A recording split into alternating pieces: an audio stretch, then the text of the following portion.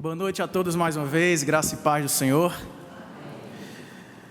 Um dos livros que mais me ajudaram em minha adolescência, Eleitos de Deus, de R.C. Sproul, um pastor norte-americano que faleceu no finalzinho de 2017, e que talvez tenha sido o pastor mais influente do século XX. E ele me ajudou porque, assim como alguns entre nós, sofrem de um dilema, certeza de salvação. E em minha adolescência, em minhas lutas contra meus pecados, esbofeteado muitas vezes, duvidava da minha própria salvação. Se sou filho de Deus, por que ajo assim? Por que penso assim? Por que ando assim? Por que sou tão inconstante? Por que eu caio nos meus pecados, inconstante, dependente de um amor perfeito que não é encontrado no Senhor, como acabamos de cantar? E este livro me trouxe uma exposição clara acerca da doutrina da eleição incondicional. Que Deus nos escolhe não por quem nós somos, mas apesar de ser quem somos, pecadores, falhos, inconstantes e imperfeitos. E um capítulo específico desse livro, e eu gosto sempre de citá-lo, os adolescentes devem estar cansados e os jovens de ouvir eu falar desse livro, porque eu sempre indico esse livro, porque me tocou muito, me ajudou muito. E no capítulo lá específico, intitulado Como Saber Se Sou Salvo, ele traz 4 tipos de pessoas. Só existem 4 tipos de pessoas no mundo. Aqueles que pensam que estão salvos e que de fato estão salvos. Aqueles que pensam estar salvos, mas não estão salvos. Aqueles que pensam que não estão salvos e realmente não estão salvos. E aqueles que duvidam, pensam que não estão salvos, porém são salvos. Naquela época eu pertencia a este grupo aí, dos que eram salvos, mas duvidava, vez por outra, da minha salvação. E quando eu, na minha recente e curta experiência de gabinete pastoral, vez por outra eu recebo alguém, especialmente jovem, adolescente, e me vejo sentado do outro lado falando acerca dessa dúvida, desse medo, dessa angústia de como saber se sou salvo. E eu costumo citar para eles que um dos argumentos mais fortes que eu vi neste capítulo, deste livro, além de toda a exposição que ele faz do amor incondicional, da eleição incondicional de Deus, é que se existe um afeto sincero de amor verdadeiro a Deus e a sua palavra, e uma busca constante de lutar para obedecê-lo, é sinal, é uma boa sinalização, é uma convincente sinalização de que algo aconteceu dentro de nós, porque de nós mesmos, deste coração corrompido, caído em pecado, nascido e movido a pecados por toda a vida, seria impossível que de nós mesmos nascesse qualquer tipo de afeto sincero, devoto ao nosso Deus, porque nós estávamos mortos em delitos e pecados. E nessa experiência de lutar com essa dúvida, com essa incerteza de salvação, existe uma carta, aliás, um conjunto de cartas na Bíblia, que foi escrita pelo apóstolo João. Elas estão lá no finzinho da Bíblia. E, em resumo, essas 3 cartas, elas trazem recursos para pessoas como eu e como você, que já passaram por um tipo de crise, de dúvida espiritual acerca da segurança da salvação, mostrando que apesar de nós sermos quem somos, Deus garante para nós a salvação. De modo que existem basicamente três provas irrefutáveis que nós temos, que nos asseguram acerca da nossa salvação. Uma delas é a prova doutrinária, ou seja, é ter uma correta confissão acerca da pessoa de Jesus. Assim como nós ouvimos na exposição do pastor Tiago domingo passado, que ele falava acerca da necessidade que temos de confessarmos a Cristo de forma correta, como sendo Jesus, o Cristo, o Filho do Deus vivo. Então, esta prova doutrinária também é importante. Em quem eu creio? Ele é uma pessoa divina, eterna, que morreu numa cruz, que ressuscitou ao 3º dia em corpo e vive por toda a eternidade, porque me amou antes mesmo de eu existir. Mas além da prova doutrinária, existe uma prova chamada prova moral. Uma vez confessando esse Jesus como Senhor e Salvador da minha vida, como Filho de Deus, que me tirou do pecado, do lamaçal, do império das trevas, me trouxe para o império do reino do Filho do seu amor, A prova moral é fazer com que esta confissão se transforme em um novo modo de vida. É viver aquilo que creio. É praticar aquilo que acredito. Então, a prova da obediência, conforme nós ouvimos hoje pela manhã, por meio da exposição do reverendo Robinson, que nos falou acerca da necessidade que temos de, uma vez confessando esse Deus, temermos a esse Deus, e porque tememos a esse Deus, amamos a esse Deus, e porque amamos a esse Deus, servimos a esse Deus, e assim servimos uns aos outros em obediência a Deus. Aliás, foi Jesus que falou: aqueles que guardam os meus mandamentos, esses são os que me amam. E a terceira e última prova, da qual falarei mais enfaticamente nesta noite com os irmãos, é a prova social. Uma vez confessando corretamente a Jesus, uma vez obedecendo a sua palavra, nós temos uma prova cabal de que tudo isso está sendo movido, nutrido, cultivado por alguém que não é a gente mesmo. É o Espírito Santo de Deus atuando em nossa vida. A prova do amor. Quem não tem Deus, não ama verdadeiramente.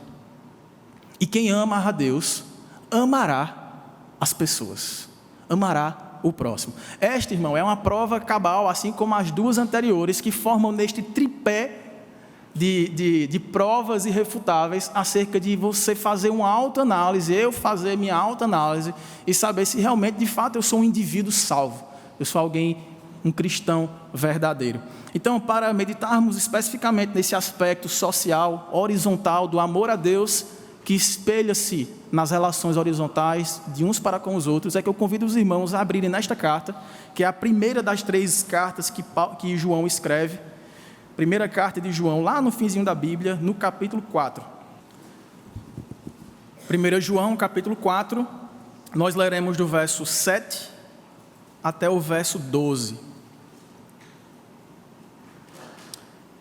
Nos diz assim a palavra do Senhor: Amados, amemo-nos uns aos outros, porque o amor procede de Deus, e todo aquele que ama é nascido de Deus e conhece a Deus.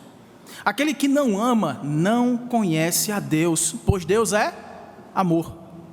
E nisto se manifestou o amor de Deus em nós, em haver Deus enviado o seu Filho unigênito ao mundo para vivermos por meio dele. E nisto consiste o amor. Não em que nós tenhamos amado a Deus, mas em que Ele nos amou e Ele enviou o seu Filho como propiciação pelos nossos pecados. Amados, se Deus de tal maneira nos amou, devemos nós também amar uns aos outros. Ninguém jamais viu a Deus. Se amarmos uns aos outros, Deus permanece em nós e o seu amor é em nós aperfeiçoado. Amém? Vamos orar ao Senhor uma vez mais, pedindo que Ele fale conosco através da sua palavra. Nosso Deus e maravilhoso Pai, mais uma vez estamos aqui para meditar na Tua palavra, reunidos como igreja que foi lavada e remida no sangue do Teu Filho, que foi enviado de tal maneira a este mundo para morrer sacrificialmente por cada um de nós, nós os que cremos no Senhor e que o confessamos verdadeiramente e que o obedecemos e nele esperamos e por ele somos movidos em amor uns para com os outros. Ó Deus, que mais uma vez o Senhor fale ao nosso coração, apesar de sermos assim tão inconstantes, tão falhos, tão voláteis, tão pequenos, que este amor seja aperfeiçoado nesta noite em meu coração, no coração de cada um dos meus irmãos que vieram te cultuar nesta noite. É assim que nós oramos ao Senhor com gratidão, em nome e para a glória de Cristo. Amém. Irmãos, como eu falei para os irmãos, essa primeira carta aqui de João, ela abre um novo tipo de literatura em seus escritos, porque João, nós o conhecemos lá de trás, ele que escreveu o Evangelho que leva o seu nome, o Evangelho de João. O Evangelho de João foi escrito com um objetivo muito claro, ele deixa isso no epílogo do livro, lá no finalzinho, falando que essas coisas foram escritas para que vocês creiam, e uma vez crendo, vocês tenham vida eterna com Cristo. E estas cartas, elas servem agora para que esses que uma vez creram, estabeleçam uma relação de segurança com Deus, de modo que este relacionamento iniciado com Deus não seja um relacionamento do medo, do pânico, do terror de Deus, mas de um relacionamento de afeto, de gratidão, de disposição em servir a esse Deus, não para comprar o seu favor, porque ele já nos foi dado gratuitamente. Então essas 3 cartas nos ajudam a entender este amor incomparável, este amor tal. Perceberam que ele usou a mesma expressão lá de João 3,16, Deus enviou seu Filho ao mundo, porque amou de tal maneira. E é o mesmo apóstolo que está escrevendo aqui, olha, este amor é tal, é indescritível, a ponto de Deus enviar o seu único Filho, Jesus, o Cristo, para morrer sacrificialmente em nosso lugar. Então essas 3 cartas, elas formam um compêndio que nos dá esta segurança de salvação, passando por estas provas, a prova doutrinária, a prova moral e a prova social. É interessante que o apóstolo João, com muita sabedoria, se você voltar aí para o capítulo 3 desta primeira carta, ele meio que resume o que seria a vida cristã. Lá no capítulo 3, versículo 23, olha o que ele diz. Ora, o seu mandamento, ou seja, o mandamento de Deus, é este. Vamos ler juntos? Que creiamos em o nome de seu Filho, Jesus Cristo, e nos amemos uns aos outros, segundo o mandamento que nos ordenou. Crer, amar. Porque creio, eu posso amar. Então veja que ele resume a vida cristã em ato contínuo. Você crê em Cristo e se torna capaz de amar.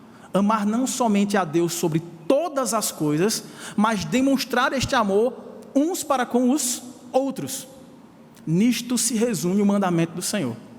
E aí, voltando lá para o nosso capítulo, eu separei aqui 5 aspectos breves acerca desta prova do amor que nós temos para com Deus. O exercício que nós somos convidados a fazer nesta noite é provar o nível do nosso amor para com Deus. Pesar em nosso coração que tipo, que nível, que motivação há em nosso amor para com Deus. E aí o texto começa com o imperativo, veja no verso 7. Amados, amemo-nos uns aos outros, porque o amor procede de Deus. Então, nós recebemos uma capacitação, um poder de Deus para amar, acompanhado de um imperativo, de uma ordem muito clara. Olha, uma vez renascidos em Cristo, vocês precisam agora amar uns aos outros. Vocês já receberam a semente do amor. Vocês que andavam desnorteados, perdidos, corrompidos em seus pecados, em suas mazelas, em seus anseios, em suas angústias, em seus prazeres passageiros, correndo atrás do vento, como dizia o sábio, uma vez alcançados e trazidos para junto de Deus, batendo o coração agora diferente, no ritmo que Deus quer, você agora é capaz de sintonizar a sua vida com amor genuíno e sacrificial. Porque veja que o segundo aspecto ele já coloca aí, além deste imperativo, desta ordem muito clara, na parte A do versículo 7, ele continua falando de onde vem esse amor. Na parte B do versículo 7 até o versículo 8, ele fala da precedência ou da procedência do amor. Veja, porque o amor procede de Deus, e todo aquele que ama é nascido de Deus e conhece a Deus. Aquele que não ama não conhece a Deus, pois Deus é amor. Então, a primeira coisa é, vocês precisam amar. A segunda coisa é, este amor vem de Deus, não vem de vocês mesmos. Porque o amor, assim como a fé, que também é dom de Deus e foi por meio dela que nós recebemos a sua graça, não de obras para que ninguém se glorie. Então, o amor também é um dom de Deus. Ele faz parte da própria essência de Deus. Deus é amor. Então, uma vez que você recebe ao Senhor na sua vida, você se torna agora capaz e você é ordenado a exercer este amor a Deus. E como é que você demonstra esse amor a Deus? Visivelmente você ama as outras pessoas. O terceiro aspecto está aí nos versos 9 a 10. Diz respeito à manifestação do amor de Deus por nós. Veja o que é que ele diz aí. Nisto se manifestou o amor de Deus em nós, em haver Deus enviado o seu Filho unigênito ao mundo, para vivermos por meio dele. E nisto consiste o amor. Não em nós tenhamos amado a Deus, não é que a gente amou primeiro a Deus, mas em que Ele nos amou e Ele enviou o seu Filho como propiciação pelos nossos pecados. É preciso ter em mente aqui uma certa contextualização desse momento.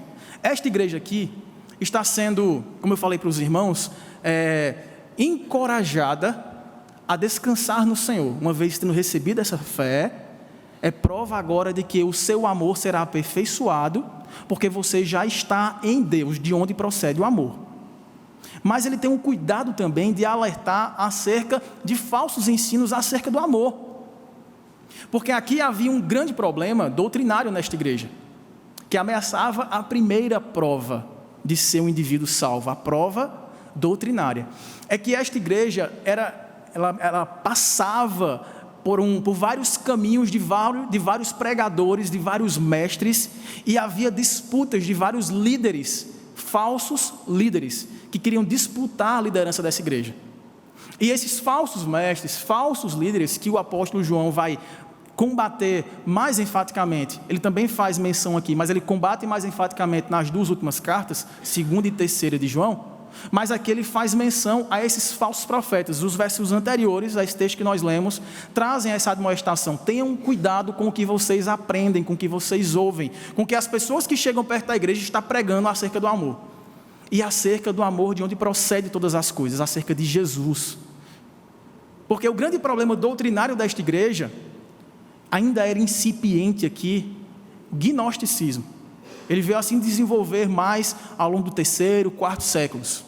Mas aqui já havia sinais de uma invasão, uma mistura, né? Havia aqui uma sinergia entre filosofia grega e teologia. Então esses falsos mestres tentavam juntar as duas coisas, e onde uma não concebia a outra, uma tinha que anular a outra. Adivinha qual eles escolhiam?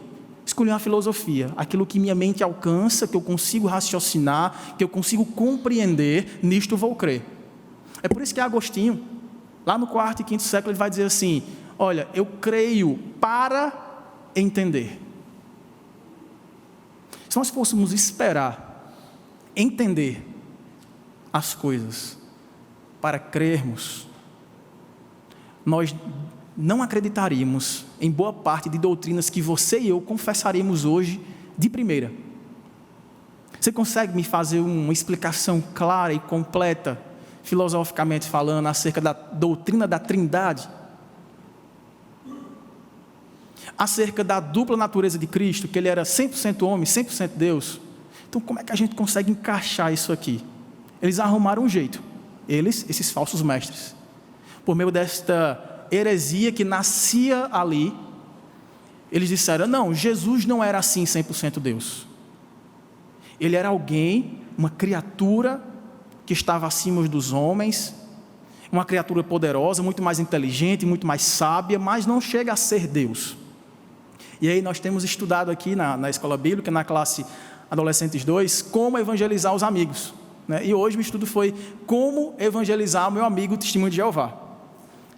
Semana passada, como evangelizar meu amigo que é adventista. E na outra, como evangelizar meu amigo que é mormon.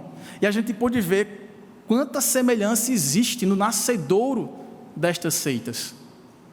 É que elas sempre vão encontrar problema de atestar uma crença real e verdadeira nas doutrinas que nos causam dificuldade de compreensão. Trindade? Não. Divindade e humanidade de Cristo ao mesmo tempo, na mesma pessoa? De maneira alguma, isso não entra na minha cabeça. A soberania de Deus, ao mesmo tempo em que eu sou responsável, tudo Ele determina, ao mesmo tempo eu escolho realmente as coisas que escolho, de modo que pagarei pelos meus pecados e agradecerei a Deus quando obedecer a Deus. Como compreender isso? O que vem primeiro? A gente crê nisso. A gente ora isso. Por isso Agostinho falava, você precisa crer para entender. E é possível, irmãos, que a gente conclua nossa carreira aqui, nosso combate aqui, sem entender muitas das coisas que aconteceram conosco. E sem entender muitas das partes da revelação de Deus para nós. Aí eu tinha um pastor antigo lá de Campina Grande que ele dizia assim, quando chegar no céu você pergunta a Deus. Por enquanto, vá por aí, né? E é interessante que com esse cuidado pastoral, o apóstolo João se coloca de frente à igreja e fala assim, tenham cuidado com essas doutrinas, porque é preciso que vocês lembrem que este que desceu do céu, ele é o Filho de Deus, o Cristo. Ele é Deus, ele é eterno, ele é todo-poderoso, ele é santíssimo, impecável.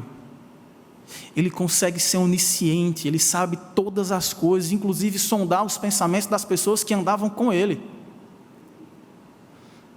Ele é o Deus onipresente, ele podia estar em 2 lugares distintos ao mesmo tempo. Como compreender isso em sua humanidade, 100%?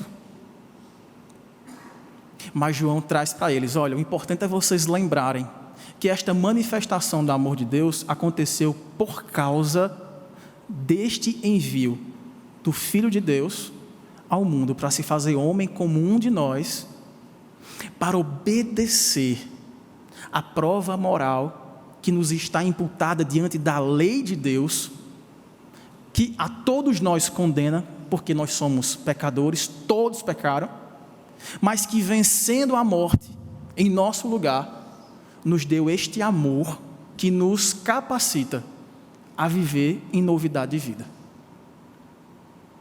Então, esse aspecto da manifestação do amor de Deus, ele nos dá a base para compreendermos em que fundamento está a nossa salvação. Sabe por quê que muitas vezes nós temos essa dúvida?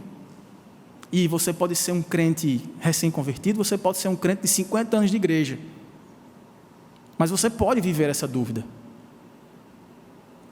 É porque muitas vezes a nossa dúvida mora em critérios que nós colocamos por nós mesmos e em instâncias que são controladas por nós. Eu pequei de novo no mesmo pecado. Como é que eu posso pecar no mesmo pecado que eu me arrependi ontem, que eu chorei ontem, que eu pedi perdão ontem, e estou cometendo de novo? Eu não posso ser filho de Deus, eu não posso ser habitado pelo seu Santo Espírito se eu não consigo parar de fazer isso que Ele odeia, e eu também, mas parece que nos meus membros existe uma força maior do que a força da consciência, do desejo de obedecer ao Senhor. E a gente começa a colocar no plano da humanidade caída, que está ainda em redenção, que está ainda em aperfeiçoamento, em santificação, no processo, a gente já quer encontrar perfeição. É quando a gente baixa o olhar de cima para nós. A autoavaliação, o autoexame, irmãos, é uma disciplina cristã. Nós precisamos fazê-la. Mas não desacompanhada da garantia da graça que Deus já nos imputou por meio do seu Filho. Deus já depositou na minha conta e na sua conta um crédito de justiça que nenhuma condenação mais há para todos aqueles que estão em Cristo Jesus. Nem a morte, nem a vida, nem anjos, nem principados, que dirá homens, coisas do presente e coisas do porvir, poderes, alturas, criaturas, profundidade, nada poderá nos separar do amor de Deus que está em Cristo Jesus. O quarto aspecto é acerca agora dessa contrapartida que não é meritória. É uma resposta que nós temos diante do amor que recebemos. É a manifestação do nosso amor para com os outros. Veja aí o verso 11. Amados, se Deus de tal maneira nos amou, devemos nós também amar uns aos outros. Então, a lógica do apóstolo João é muito simples. É que uma vez recebendo este amor, que nos tornou propícios a Deus, que nos tornou agora pessoas justificadas, perdoadas, Ele nos capacita a manifestar este mesmo amor que recebemos para com os demais. E aqui, irmãos, eu estava preparando tudo isso para chegar nesse momento. Porque eu quero que você, comigo, faça esse exercício e pense. Avalie a prova social da sua salvação. Está presente em seu coração este amor que lhe move a amar pessoas que não merecem o seu amor? Porque, veja, o argumento é: o amor que recebi de Deus foi merecido, completamente imerecido. E mesmo assim Ele me amou de tal maneira. Portanto, agora eu devo amar as pessoas. Aquelas que me fazem bem, aquelas que vão me pagar algo em troca, aquelas que comigo ajuntam e não espalham, aquelas que não me criticam, que só me colocam para cima, essas eu vou amar. Jesus fala assim: olha, até os ímpios fazem isso. Deus nos chama para amar os nossos inimigos. É por isso que no Sermão do Monte, que o presbítero leu no momento de contrição, nos traz claramente uma contracultura. Olha, venha fazer parte do meu reino. Sabe como é que ele funciona? É na contramão do sistema que vocês estão acostumados. É amar aqueles que vos perseguem, amar aqueles que vos amaldiçoam, amar aqueles que querem destruir sua carreira profissional, amar aqueles que querem derrubar você da sua carreira estudantil, que querem passar na sua frente, pisando em você. Amar aqueles que fofocam de você e que você trata tão bem, e você, quando descobre isso, quer morrer. Meu Deus, eu amava tanto essa pessoa, fazia tudo por ela, ela vive me falando mal, ou me falando mal não, né? Falando mal de mim para os outros. Por que ela nunca chegou para mim para dizer: olha, não gosto disso em você, vamos consertar? Porque é assim que nos manda Jesus Cristo fazer. Em Mateus capítulo 18, dos versos 15 em diante, Ele nos ensina a como tratar o irmão que nos causou algum tipo de prejuízo. É sair contando para todo mundo, né? Se tens alguma queixa contra teu irmão, vai a ele só. Se ganhares teu irmão, se ele te ouvir, gaste teu irmão. Se ele não te ouvir, procure 2 ou 3 testemunhas. Pessoas sábias que podem pacificar, porque bem-aventurados são os pacificadores. Deles é o reino dos céus. Então você chama 2 ou 3 pacificadores. Irmão, vamos tratar isso aqui não está bom. Mas se ainda assim ele não te ouvir, leva à igreja. Chama o pastor, chama o conselho para tratar com isso. Como é que a gente faz? Inverta a ordem. Quando é para chamar para o pastor, ainda assim a gente vai, né? A gente escuta: não, irmão, vamos tratar isso aqui. Então a gente já pula o primeiro passo, passa para o segundo, como uma segunda ou terceira testemunha. Mas em geral, irmão, sabe o que a gente faz? A gente comenta com todo mundo, desabafa e chora com todo mundo, e não vai à pessoa que precisa ouvir de nós a nossa queixa.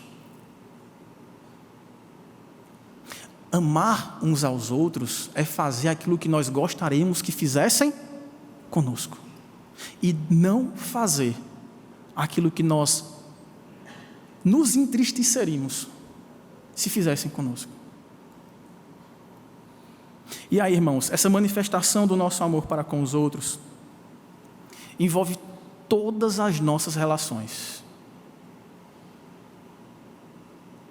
É de pai para com os filhos, é de esposo para com a esposa, é entre irmãos, é entre amigos, é entre colegas de trabalho, é entre colegas de faculdade.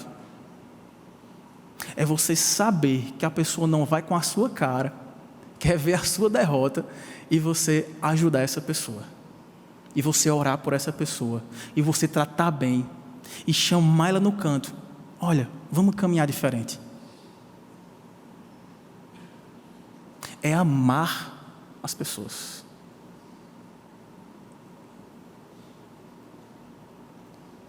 É isso, irmãos, que faz a diferença, sabia? Não é ter grandes eventos, ter uma igreja maravilhosa, não é ter riquezas, não é ser benquisto socialmente, não é ser rodeado de pessoas que lhe aplaudem o tempo todo.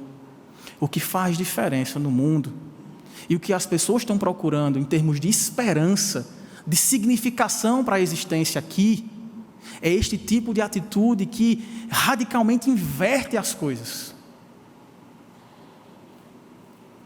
É o amor de Deus quem rompe barreiras e quem reconstrói pontes que foram quebradas. E por fim o apóstolo João, no seu 5º aspecto aqui acerca desta prova de amor, do nosso amor para com Deus, lá no verso 12 ele vai falar deste aperfeiçoamento do amor de Deus em nós. Ninguém jamais viu a Deus. Se amarmos uns aos outros, Deus permanece em nós e o seu amor é em nós aperfeiçoado. É possível que, assim como eu, você tenha dito assim: rapaz, esse exercício proposto hoje foi pesado. Na minha autoavaliação, eu estou bambeando aqui em alguns relacionamentos. Eu não deixo de sacrificar algum tipo de coisa que eu amo demais para agradar a minha esposa, porque eu sei que ela vai gostar. A esposa, por sua vez, diz: não, ele não está merecendo tanto assim não, vou fazer só o de sempre e vai ter só o RO para servir hoje. Os filhos, por sua vez, são incapazes de ceder algum espaço em sua agenda para simplesmente sair com a família. Não, eu sempre saio com os meus amigos, dessa vez eu vou sair com os meus pais, esse tempo é deles, eu vou ouvi-los, eu vou curtir a presença deles enquanto aqui estão, vou visitar meus avós, eu vou amar as pessoas. E a gente falha assim neste autoexame.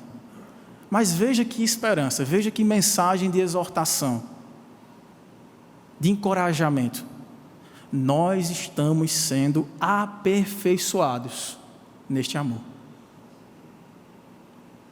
Se você tem latente em seu coração o desejo de amar dessa forma, de compreender que você não merecia esta graça, este amor, e assim como o pastor falou hoje pela manhã, você foi amado sem merecer, portanto ame aqueles que você julga não merecer o seu amor. Mas se nós estamos falhando, irmãos, há esperança para um aperfeiçoamento que vem do alto. Porque a certeza de salvação, que é a problemática que eu trouxe no início da mensagem, ela não deve nos fazer relaxar, deixar para lá, deixa que a vida leve e o tempo que Deus tem para mim se cumprir, e aí então eu verei a santificação planificada em minha vida. Não.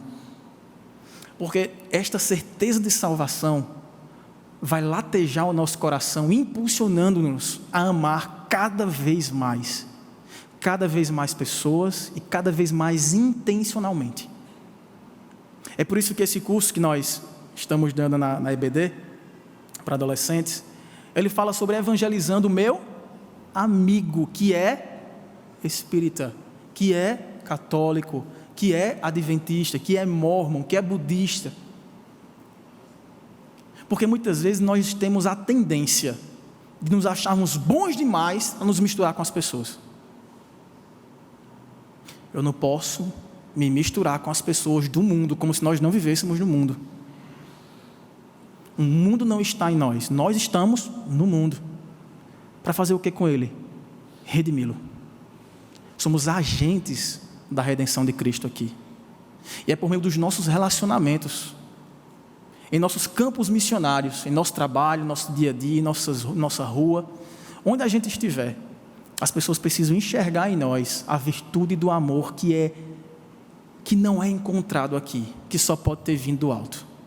E é isso que vai levar para elas algum tipo de esperança, que ainda existe amor no mundo e que é possível crer que este amor pode lhe alcançar e transformar a sua vida. Irmãos, o Evangelho é boas novas de salvação.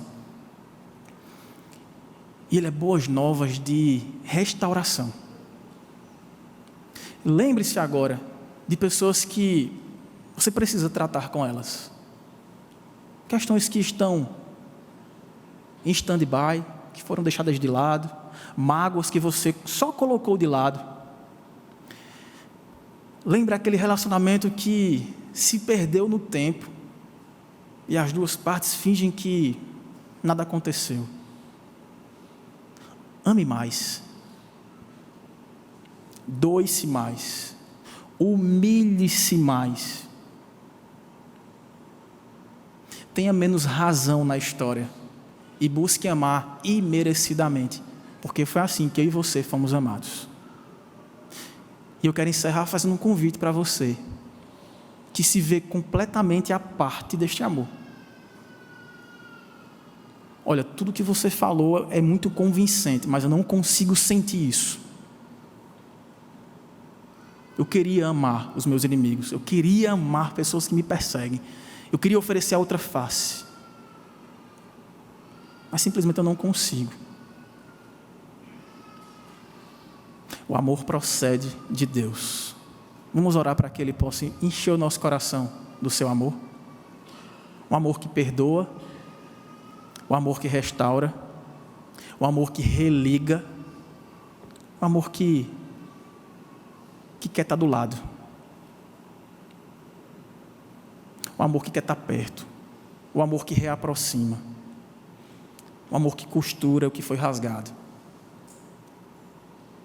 o amor gratuito, que ninguém faz por merecer. Vamos orar ao Senhor. Ó Deus maravilhoso, bendito Pai, nós ficamos sem compreender, é verdade, a dimensão do Teu amor. Se é difícil entender e passar pela prova doutrinária de compreender textos, doutrinas, imagina a gente entender a grandeza do Teu amor que nos constrange tanto, Pai. Porque a Tua palavra diz que nós estávamos contrários ao Senhor e que não poderíamos fazer nada para nos achegar a Ti em arrependimento, porque estávamos mortos, inertes, desprezíveis. Mas o Senhor foi lá, no mais profundo do abismo que nós cavamos e tentamos nos esconder do Senhor, nos estendeu a mão e nos arrancou de lá para a superfície, nos ressuscitou, porque nos amou. E porque nos amou, nos tornou capazes de Te amar e expressar isso, amando uns aos outros. Como nós temos falhado nisso, ó Deus. Como somos egoístas, fofoqueiros, contenciosos, arrogantes, soberbos. Tem misericórdia de nós, Pai. Não nos permita ter boa doutrina e ser moralista e não convertido. Nos ajude, Pai, nos transforme de dentro para fora. Muda as nossas motivações. Inverte as nossas prioridades doentes. E faça com que, Deus, o senhorio de Cristo seja visto em nosso dia a dia. Nos dê força, nos dê coragem, humildade para amar as pessoas como o Senhor nos amou. Porque é este amor que está em nós, que habita em nós e que nos aperfeiçoa até o dia de Cristo Jesus. Nós te pedimos assim, ó Deus, e te agradecemos em nome e para a glória de Jesus. Amém.